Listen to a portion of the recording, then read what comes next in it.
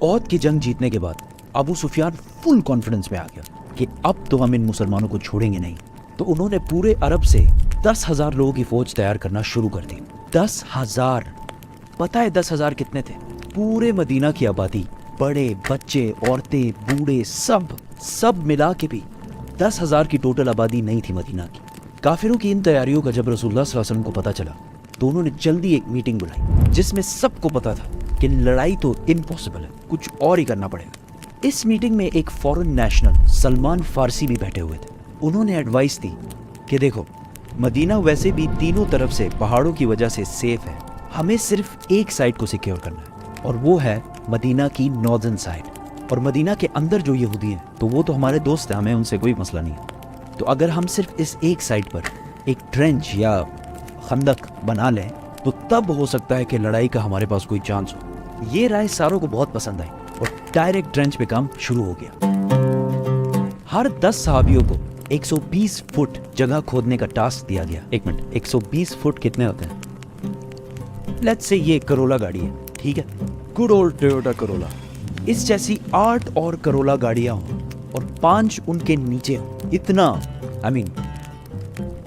اور یہ سارا کام ان کو ایسی حالت میں کرنا تھا کہ بھوک کی وجہ سے پیٹ پر پتھر باندھے ہوئے تھے. ان ٹوٹل مسلمانوں نے بہت ہی کم عرصے میں مدینہ کی ناردرن سائڈ پہ 6 کلومیٹر کی ٹرینچ بنا دی. 6 کلومیٹر کتنا ہوتا ہے؟ لیٹس سے یہ کرکٹ اسٹیڈیم ہے. کرکٹ اسٹیڈیم بہت بڑا ہوتا ہے ویسے. ایسے ہی اور 36 کرکٹ اسٹیڈیمز اگر لائن میں رکھے جائیں تو اتنی لمبی ٹرینچ، اور اگر کرولا گاڑیوں میں دیکھا جائے تو اس ٹرینچ میں 6,560 کرولا گاڑیاں فٹ ہو سکتی تھی. خندق کھودنے کے دوران ایک بہت بڑا پتھر بہت کوشش کے بعد بھی ٹوٹ ہی نہیں رہا. تو صحابہ نے رسول اللہ صلی اللہ علیہ وسلم کو کہا کہ یہ تو مسئلہ ہو گیا. رسول اللہ صلی اللہ علیہ وسلم نے ایک کلاڑی اٹھائی اور اس پتھر کو زور سے مارا اور کہا شام، سیریا میرا ہے اور اس کے پیلسز کو میں ابھی اس وقت اپنے سامنے دیکھ رہا ہوں. اور پھر دوبارہ اس پتھر کو مارا اور کہا ایران بھی میرا ہے، میں اس وقت ایران کے پیلسز کو اپنے سامنے دیکھ رہا ہوں. اور پھر تیسری بار زور سے مارا اور وہ پتھر چھوٹے چھوٹے پیسز میں ٹوٹ گیا. اور رسول اللہ صلی اللہ علیہ وسلم نے فرمایا کہ یمن کے پیلسز کی چابیاں میرے ہاتھ میں دی گئی ہیں. وہاں کھڑے سارے صحابی حیران ہو گئے کیونکہ انہوں نے اپنے سامنے ایک میریکل دیکھا تھا. لیکن ایران، شام، یمن، یہ تو سپر پاورز ہیں، یہ کیسے ہمیں ملیں گے؟ لیکن آج ہمیں پتہ ہے کہ ایران، شام اور یمن تو کیا، یہ پورا علاقہ ان کا ہے. وہاں کھڑے سارے منافقین ہنسنے لگے کہ یار یہ کھانے کو کچھ ہے نہیں، پیٹ پر پتھر باندھے ہوئے ہیں اور سامنے 10,000 کی فوج ان کو مارنے کے لیے آ رہی ہے اور یہ لوگ ایران، شام اور یمن کو فتح کر رہے ہیں. مکہ والوں کی فوج پہنچی تو ٹینشن میں پڑ گئی کہ یار یہ کیا ہے، یہ تو ہم نے سوچا ہی نہیں تھا. اینڈ ٹو بی آنیسٹ، اگر وہ لوگ ڈائریکٹ حملہ کرتے، سرپرائز اٹیک، تو مسلمانوں کو ختم کر سکتے کیونکہ ان کی فوج پورے مدینہ کے آبادی سے زیادہ تھی. دونوں فوجیں سامنے آئیں اور بس دور سے ایک دوسرے کو دیکھنے لگے. مسلمان بھی ریلیکس بیٹھے ہوئے تھے، ان کو کوئی ٹینشن ہی نہیں تھی. اگر کوئی ان کے فوج سے سامنے آتا تو مسلمان اس کو تیروں سے مار دیتے. کافی دن یہی سسٹم چلتا رہا اور آخر کافروں کے ایک گروپ کو غصہ آیا اور انہوں نے کسی طریقے سے اس ٹرینچ کو کراس کر کے اندر گھس گئے.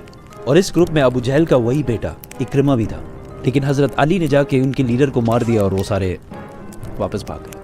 ایسا لگ رہا تھا کہ کلیئرلی مکہ والے جنگ ہار رہے ہیں. لیکن یہاں ابو سفیان نے ایک بہت زبردست گیم کھیلی کہ مدینہ کے اندر تو ہم نہیں گھسا، لیکن مدینہ کے اندر جو یہودی ہیں ان کو مسلمان کبھی اچھے نہیں لگتے. ان کو اگر ہم کسی طرح کنونس کریں اور وہ مسلمانوں کے گھروں میں ان کی عورتوں اور بچوں پر حملہ کریں تو مسلمانوں کو ضرور پیچھے ہٹنا پڑے گا اور ہم ان پر حملہ کر دیں گے. اور یہودیوں نے ڈائریکٹ ہاں کر دی اور سارے معاہدے جو مسلمانوں کے ساتھ کیے تھے توڑ دیے. ناؤ مسلمان عہد کی طرح 2 فوجوں کے درمیان میں پھر پھنس گئے اور یہودیوں نے آہستہ آہستہ مدینہ کے اندر صحابہ کے گھروں کو ریڈ کرنا شروع کیا. مسلمان اب اس ٹینشن میں پڑ گئے کہ وہ اپنے گھروں میں اپنے عورتوں اور بچوں کو بچائیں اور یا مکہ والوں کی فوج سے ادھر لڑیں. یہ بہت ہی ٹینس سچویشن تھی مسلمانوں کے لیے. یہاں تک کہ رسول اللہ صلی اللہ علیہ وسلم نے کہا کہ اب مدینہ والوں کے گھروں کو بچانے کے لیے صرف ایک ہی راستہ ہے کہ ہم کافروں کے ایک گروپ سے ڈیل کر لیں کہ ہم ان کو ہر سال مدینہ کے کھیتوں میں جو کراپس ہوتی ہیں ان کا 1/3 حصہ ان کو دیں گے. لیکن صحابہ نے کہا کہ اگر یہ اللہ کی طرف سے ہے تو بالکل डील करते हैं, लेकिन अगर आप हमारे बच्चों को बचाने के लिए इतनी बड़ी कुर्बानी दे रहे हैं तो ऐसा ना करें, हम आखिरी दम तक लड़ेंगे। इतने टेंस सिचुएशन में कि मुसलमान बिल्कुल हौसला हार रहे थे। कहानी में एक बहुत बड़ा ट्विस्ट आता है और एक बंदे की एंट्री होती है जो पूरे गेम को सिंगल हैंडेडली चेंज कर ले। नेक्स्ट डे काफिरों की फौज से एक बंदा सामने आता है और कहता है मुझे मोहम्मद से मिलना है। आप सल्लल्लाहु अलैहि वसल्लम के पास आकर उन्होंने कहा कि मैंने इस्लाम कबूल कर लिया है, लेकिन इस बात का किसी को नहीं पता, बताएं मैं आपकी क्या मदद कर सकूं। रसूलुल्लाह सल्लल्लाहु अलैहि वसल्लम ने कहा जो भी तुम कर सकते हो करो, हम बहुत मुश्किल में इस टाइम पे। उसने कहा ओके नो प्रॉब्लम। वो सीधा गया यहूदियों के पास और उन्हें कहा कि मक्का वाले बहुत बड़े धोखेबाज लोग हैं, उनका साथ कभी नहीं देना।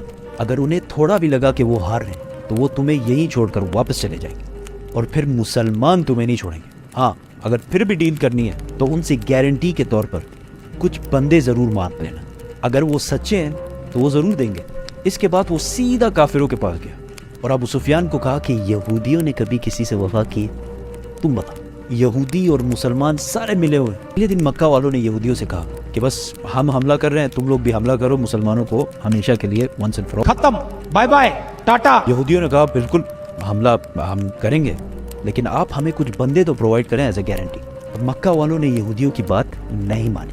यहूदियों को जब पता चला कि उन्होंने कोई भी बंदा हवाला नहीं किया तो उन्होंने भी कहा ये हमारे साथ धोखा कर रहे हैं, और इस तरह यहूदियों और मक्का वालों की अलायंस टूट गई और मुसलमान दोबारा गेम में वापस आ गए, क्योंकि अब उनका दुश्मन सिर्फ उनके सामने खड़ा था और मदीना के अंदर से सारे खतरे खत्म हो गए।